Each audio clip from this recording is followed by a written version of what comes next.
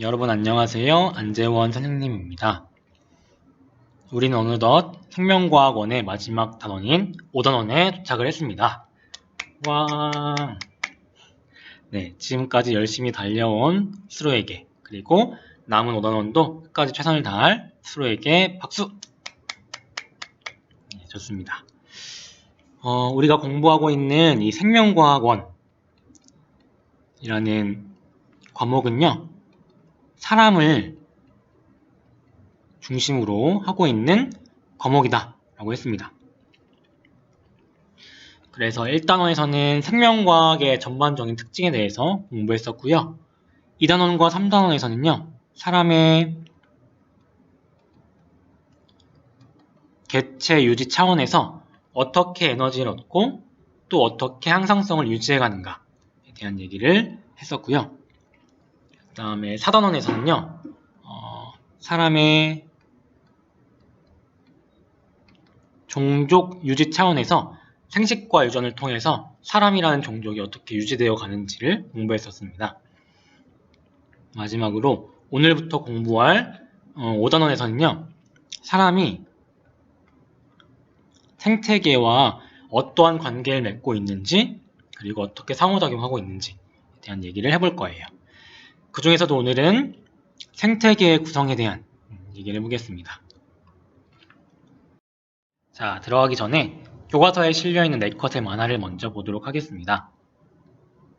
자, 첫 번째 장면을 보니까 한 여학생이 이렇게 얘기해요. 지긋지긋한 모기가 다 사라져버렸으면 좋겠어요.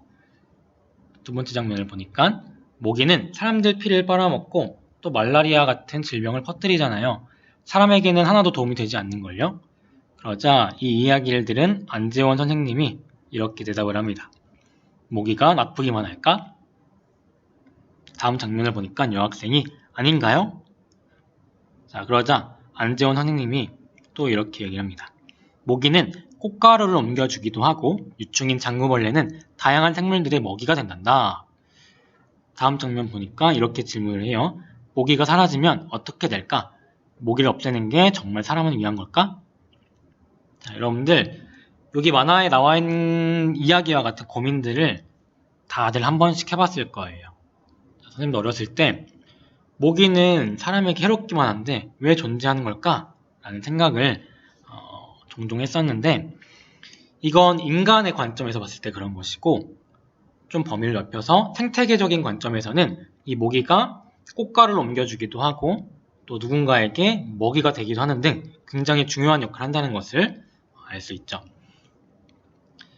이와 같이 우리는 생태계적인 관점에서 생태계가 어떻게 이루어져 있는지 그리고 생태계 안에서 환경과 생물 그리고 생물과 생물 사이에는 어떤 상호작용이 존재하는지를 알아보도록 할 거예요. 오늘의 학습 목표입니다. 첫 번째를 보면 개체군, 군집, 생태계의 관계를 이해하고 예를 들어 설명할 수 있다. 그래서 개체군이 무엇인지, 군집이 무엇인지, 생태계가 무엇인지 이 개념들을 알아보도록 하겠습니다. 두 번째, 생태계의 구성 요소를 설명할 수 있다. 생태계는 무엇으로 구성되어져 있는지를 하나하나 알아보도록 하겠습니다. 그러면 먼저 개체군, 군집, 생태계의 개념에 대해서 알아보도록 하겠습니다. 개체군은요, 한 지역에서, 같은 지역에서 살아가는 동일한 종의 개체들로 이루어진 집단을 가리킵니다. 같은 지역에서 살아가는 같은 종의 개체들로 이루어진 집단이 바로 개체군이다 라고 할 수 있겠습니다. 다음, 군집에 대해서 알아볼 텐데요. 군집은요, 한 지역은 같아요. 그 지역 안에서 서로 밀접한 관계를 맺으면서 모여있는 개체군들의 집합을 가리킵니다. 자, 같은 지역 안에 존재하는 여러 개체군들의 집합이 바로 군집이다.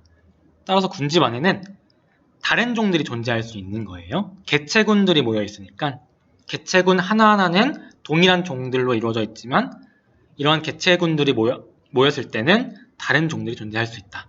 이것이 바로 군집이다 라는 것이죠. 다음, 생태계. 생태계는 우리가 많이 들어왔었죠? 생태계는요, 생물이 환경과 조화를 이루며 살아가는 체계를 가리킵니다. 어떠한 시스템을 가리킨다. 얘기가 되겠죠. 자, 방금 살펴본 개념들을 그림을 통해서 이 개념들이 어떻게 확장되어져 가는지를 알아보도록 하겠습니다. 먼저 개체라는 것은 여기 나와 있듯이 얼룩말 한 마리, 하나의 개체 가리킨다 라고 할 수 있겠죠. 이러한 개체들이 모여서 이루어진 집단이 개체군이었습니다. 개체군은 한 지역 안에 동일한 종들로 이루어져 있는 집단을 가리킨다 라고 했습니다. 그래서 얼룩말들로 이루어져 있는 이 집단이 바로 개체군이 되겠죠. 그 다음은 군집이었는데요. 군집은 한 지역 안에 다양한 개체군들이 모여서 이루어져 있는 집단이다 라고 했습니다. 그래서 그림을 보면 기린의 개체군도 존재하고 얼룩말의 개체군도 존재하는 것을 확인할 수 있죠. 이렇게 개체군들이 모여서 형성된 것이 군집이다 라고 할 수 있고요. 그 다음에 생태계는요, 이러한 군집들에 더해서 물도 있고 또 공기도 있고 다양한 환경적인 요소들이 존재하는 이러한 체계를 가리킨다 라고 했습니다. 이렇게 해서 우리가 살펴본 개념들이 어떻게 확장되어져 가는지를 알 수 있겠죠. 자, 다음은 생태계의 구성 요소들을 알아보겠습니다. 크게 두 가지가 있는데요. 하나는 비생물적 요인이 있습니다. 이름에서 알 수 있듯이 생물이 아닌 것들 가리킨다 라고 할 수 있겠죠. 그래서 그 의미를 보면 생물을 둘러싸고 있는 빛, 온도, 물, 토양, 공기 등이 바로 비생물적 요인이다 라고 얘기할 수 있습니다. 다음 두 번째, 생물적 요인이 있는데요. 이름에서 알 수 있듯이 생물들을 가리킵니다. 자, 의미를 보니까 생태계의 모든 생물로 생산자, 그리고 소비자, 그리고 분해자가 있다 라고 써있네요. 그럼 이제부터 이 생산자, 소비자, 분해자의 의미를 알아보도록 하겠습니다.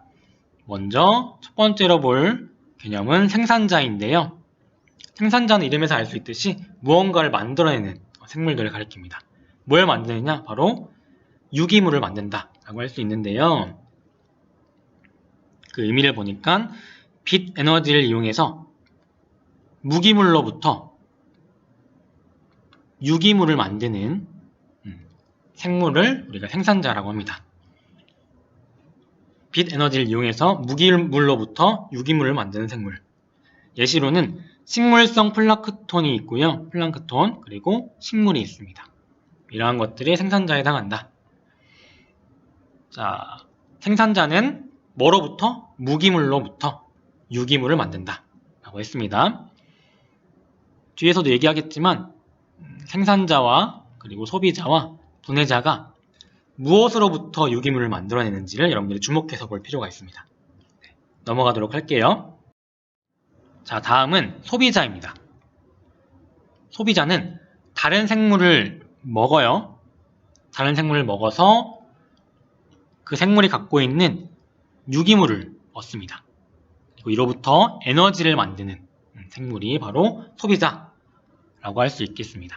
예시로는 초식동물이 있고요. 또 육식동물이 있습니다.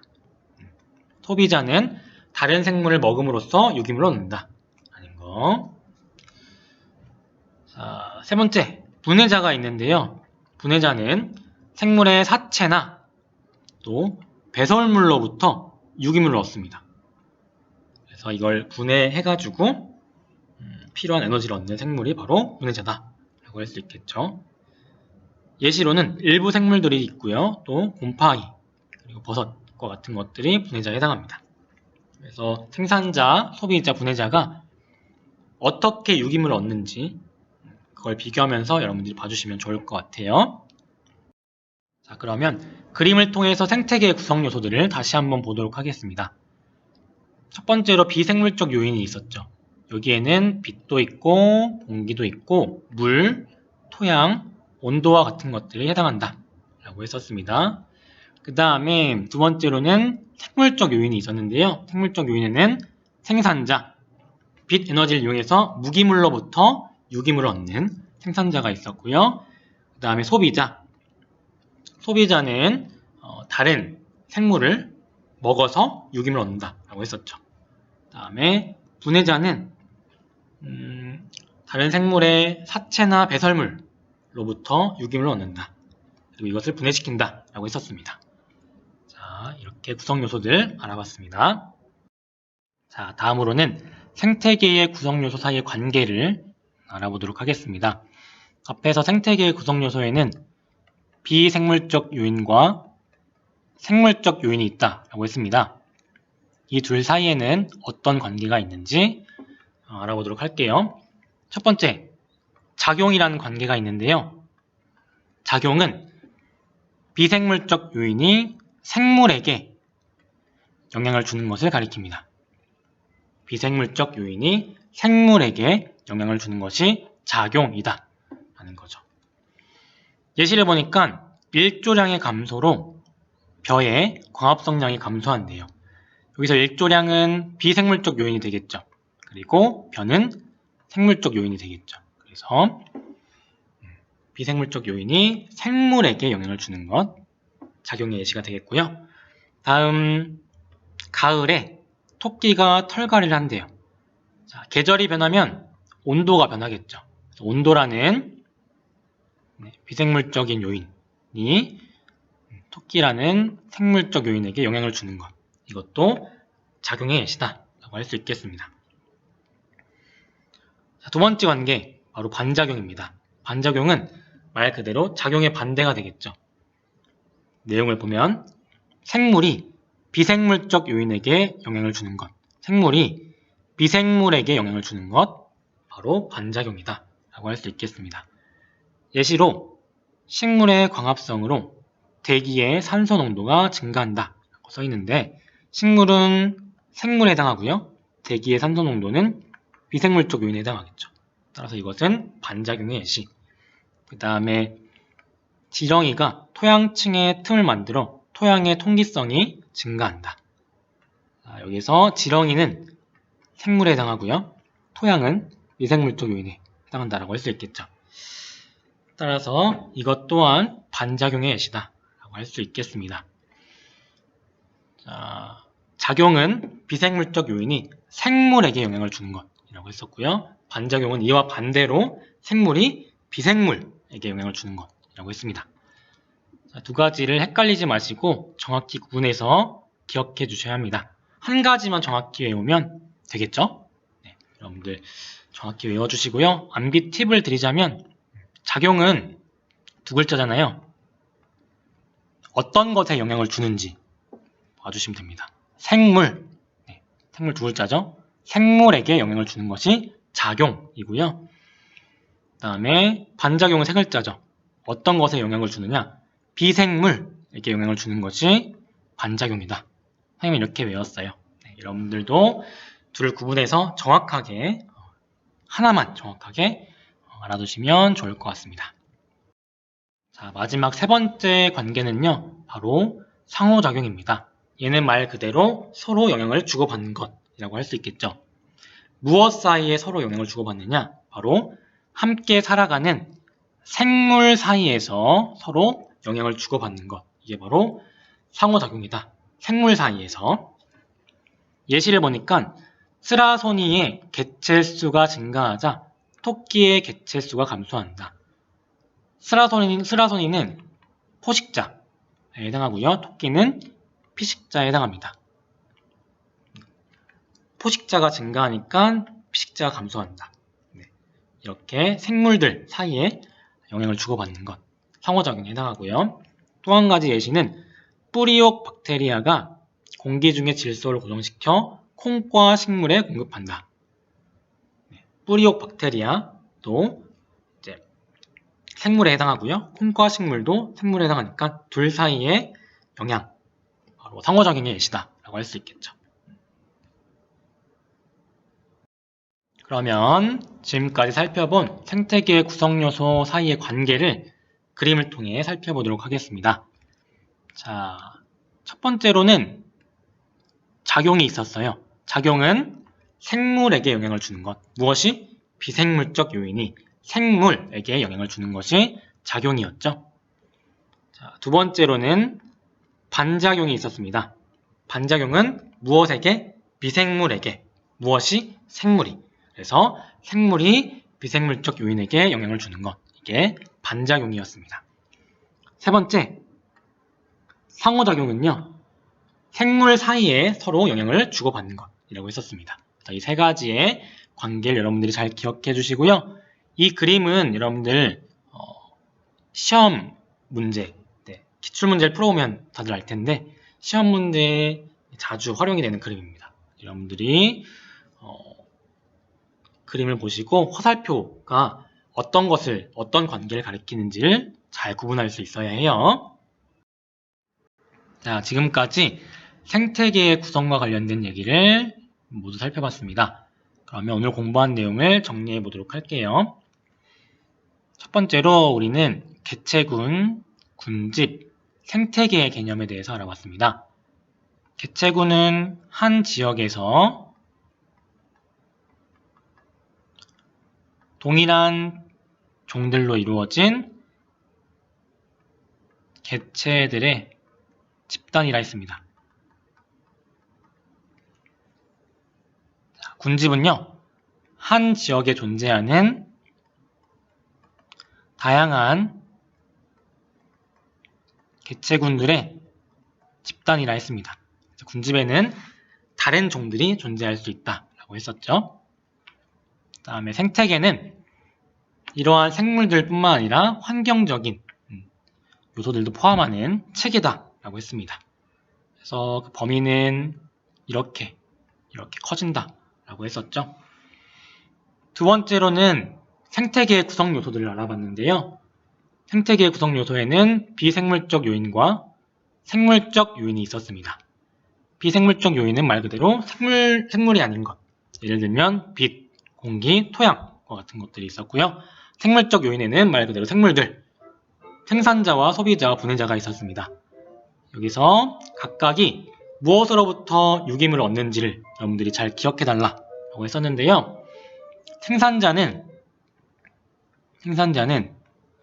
빛 에너지를 이용해서 무기물로부터 유기물을 얻는다라고 했었죠.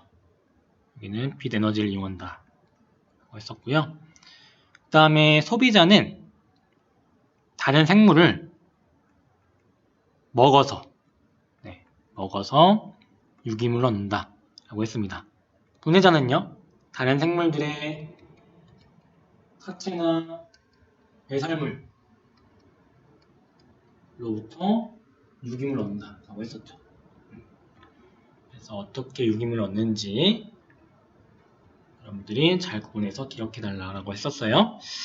마지막 공부한 것은 이러한 생태계의 구성 요소 사이의 관계를 알아봤습니다. 첫 번째로 작용이 있었죠. 작용은 무엇에게? 생물에게. 그래서 비생물적 요인이 생물에게 영향을 주는 것, 작용이다 라고 했었고요. 반작용은 누구에게? 비생물에게. 그래서 생물이 비생물적 요인에게 영향을 주는 것, 이게 반작용이다 라고 했었고요. 상호작용은 뭐와 뭐 사이에? 생물과 생물 사이에 서로 영향을 주고받는 관계를 가리킨다 라고 했었습니다.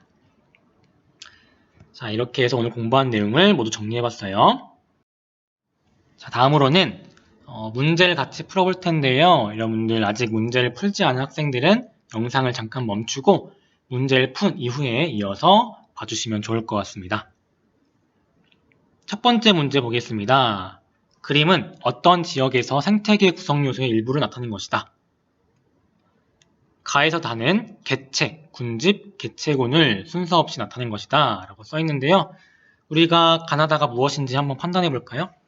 여기 보니까 코끼리 한 마리가 있네요. 얘는 뭘까요? 그렇죠. 바로 개체가 되겠죠. 나는요, 보니까 여러 마리의 코끼리가 존재합니다. 자, 한 지역에 동일한 종으로 이루어진 개체들의 집단을 우리가 개체군이다 라고 했었죠. 나는 개체군. 다는 보면 이러한 코끼리들 뿐만 아니라 기린도 보이고요. 가젤과 같은 동물들도 보이고요. 이러한 것들을 포함하는 다양한 개체군들이 모여서 이루어진 집단, 바로 군집이다 라고 했었죠. 자, 이를 토대로 문제를 보겠습니다. 기억, 가는 개체이다. 맞는 설명이 되겠죠. 니은, 나는 동일한 종으로 구성된다. 개체군은 동일한 종으로 이루어져 있다라고 했습니다. 맞는 설명. 디귿, 다는 한 지역에서 서식하는 여러 개체군의 모임이다. 맞는 말이 되겠죠. 군집은 같은 지역의 한 지역에 서식하는 다양한 개체군들의 집단. 맞는 설명이 되겠습니다. 답은 5번이 되겠죠. 두 번째 문제 보겠습니다. 그림은 생태계의 구성 요소 사이의 상호관계와 물질 이동의 일부를 나타낸 것이다. A와 B는 생산자와 소비자를 순서 없이 나타낸 것이다. 써 있는데요. 자, 먼저 A와 B를 볼까요? A와 B를 보니까 A 쪽에서 양쪽으로 물질의 이동이 표시되어 있습니다. 자, 그리고 A 쪽으로는 어떠한 화살표도 있지 않네요. 따라서 A는 스스로 유기물을 합성하는, 얘는 생산자가 되겠죠. 반면에 B는 A로부터 물질을 얻고 있습니다. 즉 무언가를 먹어서 유기물을 얻는, 얘는 소비자가 되겠죠. 그리고 분해자는 마찬가지로 A 혹은 B의 사체나 배설물을 이용해서 유기물을 얻는 생물이라고 할 수 있겠습니다. 그 다음에 기억과 니은을 볼게요. 기억은 지금 누구에게 영향을 주고 있나요? 생물에게 영향을 주고 있죠. 따라서 얘는 작용이 되겠죠. 니은은 비생물에게 영향을 주고 있죠. 따라서 얘는 반작용이 되겠죠. 자, 이것을 토대로 보기를 보겠습니다. 기억, 사람은 A에 속한다. 사람은 생산자가 아니죠. 소비자죠. 따라서 틀린 설명. 스스로 유기물을 합성하지 못하니까.